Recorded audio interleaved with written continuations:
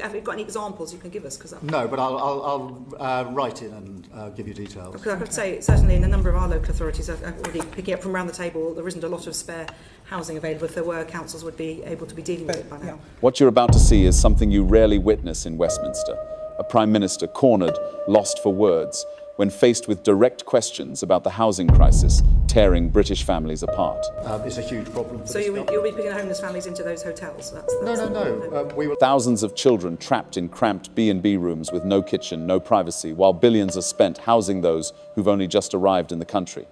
But does Keir Starmer actually have a plan, or is it all just empty promises? So can I just a pinpoint before, what other accommodation precisely are you planning to take over to provide temporary accommodation for families? Oh, there's lots of housing in many local authorities that can be used, and we're identifying where it can be used.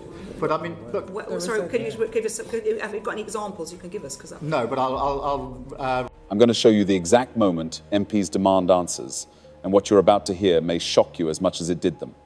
Before we begin, hit the like button, subscribe, and tell me in the comments, do you think the government will truly fix this, or are they just buying time? Some 45% of households now face a shortfall between the local housing allowance they receive and the rent they pay. Some local authorities top this up, and that's costing them in aggregate £204 million. But when we did a study, the PAC did a study on this way back in January, your officials at DWP could not tell us what effect the freezing of these local housing allowances would have on increased homelessness, because there must be an effect. Well, I hope that since then they've provided you with a letter or some further evidence. If they haven't, I shall make sure I do after this session. But in relation to homelessness, that is also an initiative led by the Deputy Prime Minister. It's one of the priorities that I've given her. And we have put a lot of money, so £950 million, into more temporary accommodation. That's money straight into local authorities, because often it's a lack of temporary accommodation that is one of the causes of the problem. And overall, we're investing £1 billion in reducing homelessness. That involves a lot of preventative work. So there is a central focus on homelessness, quite a lot of money being put behind it, but particularly focus on this question of temporary accommodation available to local authorities. So if I could just stick with homelessness a minute, we discovered that the cladding remediation levy was sucking up so much of developers' funds that the affordable housing starts in London last year, from a fairly low base, I accept, dropped by 90%. That surely is not going to help either the people who are made homelessness or your overall effort to reduce poverty, is it? No, and we need to drive that up, and that's a problem we've identified and are working on. Obviously, we've got to do the necessary work on cladding. That's got to be financed, but you're absolutely right. We need to turn that number around and drive it up, and so the Deputy Prime Minister is across all these issues of housing. So one of the hardest things I found in our inquiry was that at June 24, almost 6,000 households with children were being housed in bed and breakfasts, of which almost 4,000 were over the 6-week limit. I just ask you, Prime Minister, to imagine what it's like living in B&B with children, especially over when you're having to get out probably at 9 o'clock in the morning and not come back till 6 o'clock in the evening. It must be pretty hard. And of that, so we found that 39,000 households were living in occupying temporary accommodation outside their normal home area. So there will be people living over the 6-week limit with B&Bs, with children, outside their area, trying to struggle to get to schools or work or whatever it is they have to do. I really wonder, what would you suggest you can do to begin to solve that problem? Well, firstly, let me acknowledge it's a real problem, has a huge impact on families, and not just the physical aspects of living in those conditions and the cramped and small circumstances, but also in very many cases the ability of a child, for example, to get on with their homework and get on at school. So it has not just immediate short-term consequences, it has longer-term consequences, because those same children, once they're struggling in school, will then struggle further down the line in school. That is why it's important that we have put the extra money into temporary accommodation for local authorities to make sure there's a wider range of accommodation. Now, you can't fix this overnight, but you're absolutely right. It needs to be turned around for all the reasons that you've identified, and I absolutely understand. Thank you very much. Florence Thank you, Esheloni. Chair. Just on that, Prime Minister, every homeless child means a child missing school, a child missing out on a vital and welcome breakfast club that your government have committed to, a child or adult missing out on those extra hospital appointments because they don't have a safe and secure home to go to. We are seeing councils at breaking point because of the additional money spent on temporary accommodations. A number of councils declaring bankrupt because of temporary accommodation. This is not sustainable.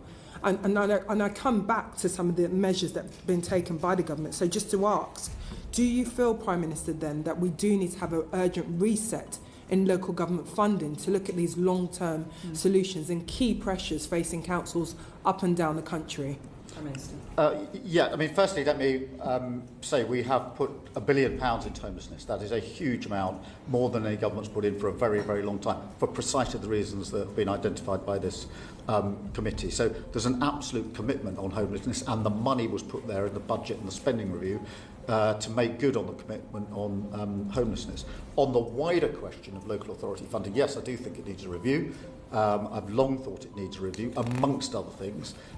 We need multi-year settlements. There are no end of local authorities that say to me, because it's a year-on-year allocation of money, we can't use the money as effectively as we might otherwise be able to do. There are, I don't know how many local authorities who say to me, until you fix, as we are now doing, the no-fault eviction problem, you'll have a homelessness problem, and the bill will be picked up by local authorities. That's why we brought in the provisions to get rid of no-fault evictions. So I absolutely agree with you. This needs review, it needs change. We've started the process of change, and they would be, as it were, the top contenders that, for me, of what we're getting on with to bring about a material change as quickly as we can. Okay, that's good. So it'll be good to know when we'll expect to see some of those changes and the extra investment, and if it's something that... Well, the investment in homelessness has gone in already. I mean, the money has been made available. When do you expect to see a change? Well, as soon as possible. I've got the Deputy Prime Minister project managing this. We're looking across the numbers. We're getting the money to where it needs to be.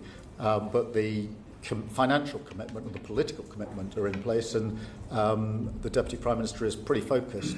I mean, it matters hugely to her. It matters hugely to me. And therefore we're driving it through central government. I talked earlier about your vision in 3 years. I mean, you're saying in 3 years, in the next year, you'll see a difference. When do you think we'll see the actual difference on the ground? Because in homelessness or living standards more generally? Well, on this particular issue, on housing and temporary accommodation. Oh, the money going into temporary accommodation, I want to see having immediate effect. In other words, more accommodation available. Now, obviously, it'll take some time to get it into place.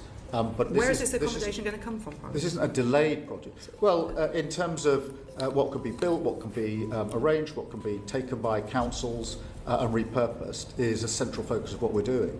But I'm impatient for this change to be driven through. There's no desire on government for this to take any longer than it needs to take to be done effectively and properly. It's just that we've got Home Office bidding for homes for asylum seekers. We've got councils bidding for homes for the same property. Everyone's driving up the price, driving up the cost. I know, which is why I'm so furious at the last government for leaving tens of thousands of asylum seekers unprocessed with nowhere to live other than accommodation paid for by the taxpayer. Are you planning to build homes or put people into... We have to do a number of things. We do have to build, of course. But that won't happen in the next year. We have to take over other accommodation, and we have to drive down the asylum lists.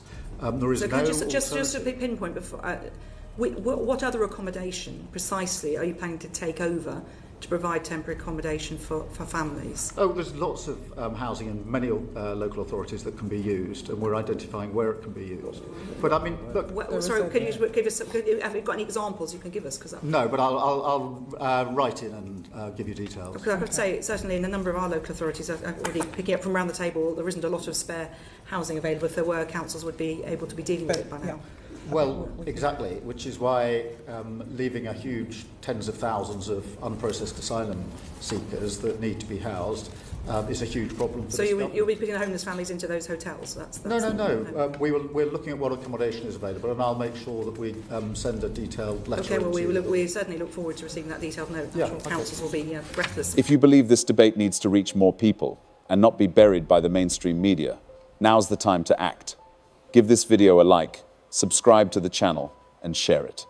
Every comment, every like, helps break through the media wall and get this issue in front of those who still believe the government has a real plan to tackle the housing crisis.